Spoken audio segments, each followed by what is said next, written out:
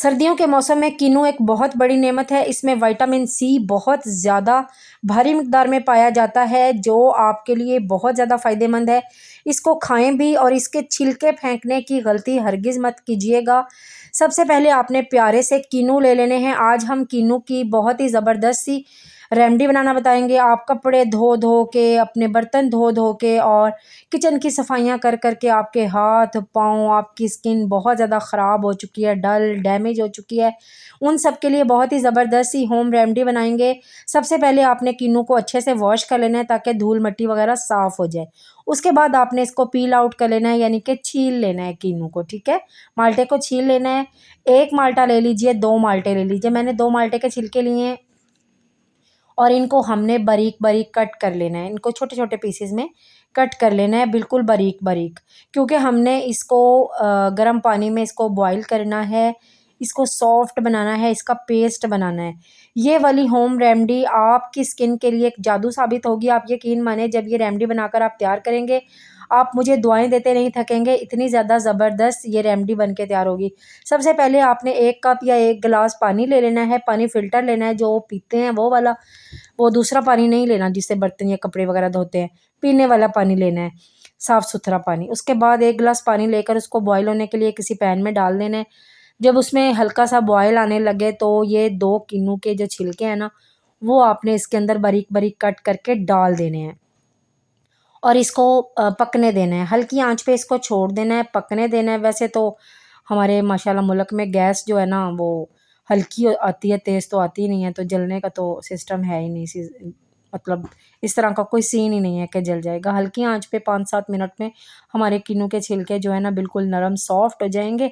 और ये देखें जी, ये बिल्कुल सॉफ्ट हो चुके हैं। इतने ज़्यादा सॉफ्ट नरम हो गए हैं कि हाथ से ना ये टूट रहे हैं। इसके बाद हमने जी हल्का सा पानी रह गया है, पानी ज़रूर छोड़ना है, बिल्कुल खुश्क नहीं करना है। पानी रह गया है तो इसको थोड़ा-सा ठंडा कर लेना है। सर्दियाँ हैं तो ठंडे भी हो ही जाते हैं जल्दी।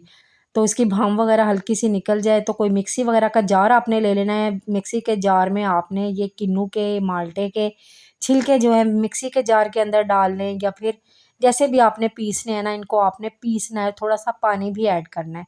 इनको सारे छिलकों को अच्छे से पीस कर स्मूथ सा पेस्ट बना लेना है। बिल्कुल स्मूथ सा इसका पेस्ट बन जाएगा। हल्के-फुल्के अगर छिलके रह भी जाएँगे ना तो कोई इश्यू नहीं है, कुछ भी नहीं, यानी कि होगा, कोई मसला नहीं है। इस तरह से ये प्यारा-सा, खूबसूरत-सा, ऑरेंज-सा, मज़ेदार-सा ना ये बन के तैयार हो जाएगा। उसके बाद जी आपने कोई भी सोप ले लेनी है, यानी कि साबुन ले लेनी है। जिस साबुन के लिए भी आप कंफ़र्टेबल हैं, वो साबुन ले लीजिए और उसको आपने कद्दूकश की मदद से कद्दूकश कर लेना है, ग्रेट कर लेना है। मैंने 1 अदद कपरी की साबुन ली है और इसको मैंने ग्रेट कर लिया है, ठीक है? कद्दूकश कर लिया है, सॉफ्ट बिल्कुल इसको बारीक कर देना है बिल्कुल, ठीक है? इसके बाद आपने इसको किसी भी साफ़-सुथरे बाउल में डाल लेना है। इसको ना हमने डबल बॉयलर के ज़रिए ना मेल्ट करना है साबुन को, ठीक है? सारी साबुन जो है हम इसके अंदर ऐड कर देंगे अपने बाउल के अंदर।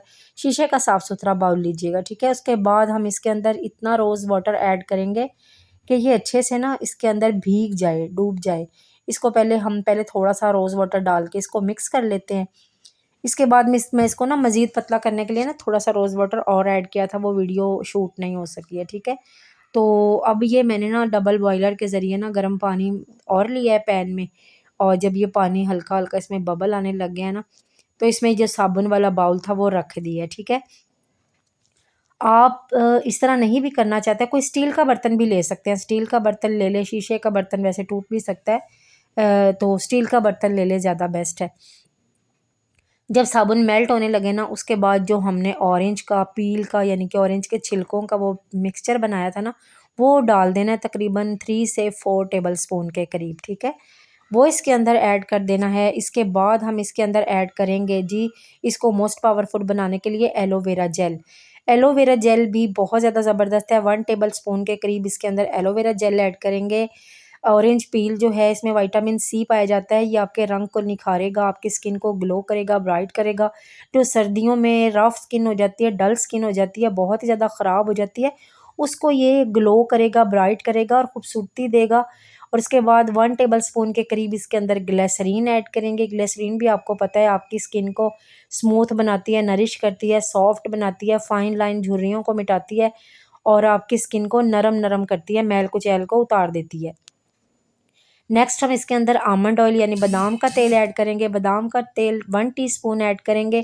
बादाम के तेल में विटामिन ई पाया जाता है जो आपकी रंगत को निखारता है, स्किन को स्मूथ सॉफ्ट करता है और आपकी स्किन को ग्लोइंग ग्लोइंग बनाता है। उसके बाद मोस्ट पावरफुल बनाने के लिए इसके अंदर 1 टीस्पून के करीब इसमें हम 1 टेबल स्पून के करीब राइस पाउडर यानी कि चावलों का आटा ऐड करेंगे। ये बहुत ज़्यादा पावरफुल और बहुत ही ज़बरदस्त सी होममेड स्किन वाइटनिंग सोप बन के रेडी हो रही है जो आपकी कटी फटी स्किन को, आपकी काली से काली, ड्राई, डैमेज, गंदी, मैली स्किन को साफ़ सुथरा कर देगा चंद दिन के इस्तेमाल से। जब ये साबुन आप चंद दिन इस्तेमाल करेंगे ना तो आप यकीन माने आप खुद हैरान रह जाएंगे कि वाकई हमने कितनी ज़बरदस्त रेमेडी बनाकर तैयार की है, कितनी ज़बरदस्त सोप बनाकर तैयार की है। अब इन तमाम चीज़ों को आपने अच्छे से ना मिक्स कर लेना है। चूल्हा बंद कर देना है, फ्लेम को यानी कि बंद कर देना। तमाम चीज़ें, साबुन तो मेल्ट हो चुकी है, तमाम चीज़ें भी इसके अंदर मिक्स हो चुकी हैं, ठीक है। चूल्हा आपने बंद कर देना है और उसके बाद फिर इसको जो बाउल है ना वो तो जब ठंडा हो जाए ना फिर इसको आपने निकाल लेना है। बाउल को निकालने के बाद जी कोई भी मोल्ड ले लेना है, कोई आपके पास चीज़ हो। मेरे पास ये बर्तन पड़ा हुआ था तो मैंने इसके अंदर हल्की सी ना ग्लिसरीन लगाई है पहले ना इसके अंदर, ताकि ना साबुन जो है ना वो आसानी के साथ निकल जाए। ग्लिसरीन हमने लगा लिया और इसको भी रख दिया है ठंडा होने के लिए। इसको आपने ना ठंडा होने के लिए रख देना है। ये थोड़ी देर में ना सर्दियाँ ना जम जाती है, जल्दी जम जाएगी। ये देखें जी, ये ना मैंने ज़ाहिर है वीडियो बनानी थी तो मैंने थोड़ा कम देर ही रखा है, तो अभी ये जमी नहीं थी हल्की सी, तो थोड़ी देर और रखेंगे ना तो ये आराम से ना जम जाती है। तो अब इसको मैं लगाने का तरीका आपको दिखा रही हूँ। आपने जितनी दफ़ा भी अपना चेहरा धोना है, अपने हाथ पाँव वॉश करने हैं, आप इसको किचन में रखिए, अपने बाथरूम में रख लीजिए, अपना चेहरा वॉश कीजिए, अपनी बॉडी वॉश कीजिए, यानी कि साबुन से नहा भी सकते हैं, चेहरा भी वॉश कर सकते हैं। ये बेहतरीन स्किन वाइटनिंग आपकी सोप बन के रेडी हुई है। जो लोग ये लंबे लंबे फेस पैक लगाकर नहीं बैठना चाहते तो परेशान होने की बिल्कुल भी ज़रूरत नहीं है। थोड़ी सी ये मेहनत कर लीजिए, साबुन बना लीजिए।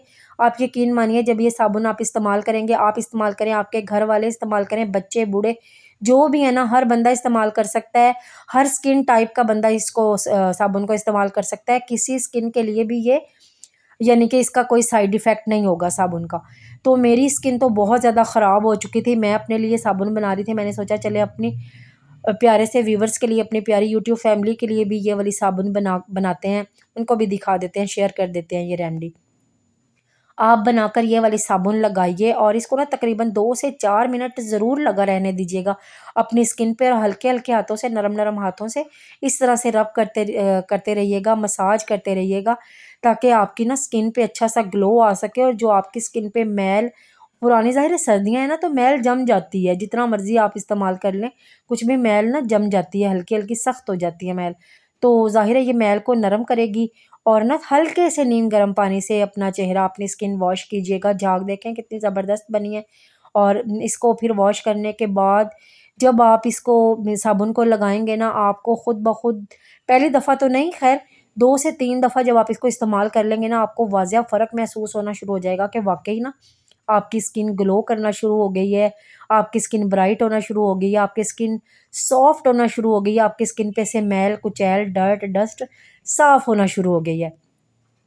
इस साबुन को लगाने के बाद ना आपको ना कोई मॉइस्चराइज़र कुछ भी लगाने की बिल्कुल भी ज़रूरत नहीं है, क्योंकि हमने इसमें तमाम चीज़ें ऐड की हैं ऐसी जो आपकी स्किन को मॉइस्चराइज़ करें। मेरी वीडियो अच्छी लगे लाइक, शेयर, कमेंट ज़रूर कर दीजिएगा। चैनल को सब्सक्राइब करना हरगिज़ मत भूलिएगा। बेल बटन को भी ज़रूर दबा दीजिएगा ताकि हर नई आने वाली वीडियो का नोटिफ़िकेशन सबसे पहले आपको मिल सके। दुआओं में याद रखिएगा। अल्लाह हाफ़िज़।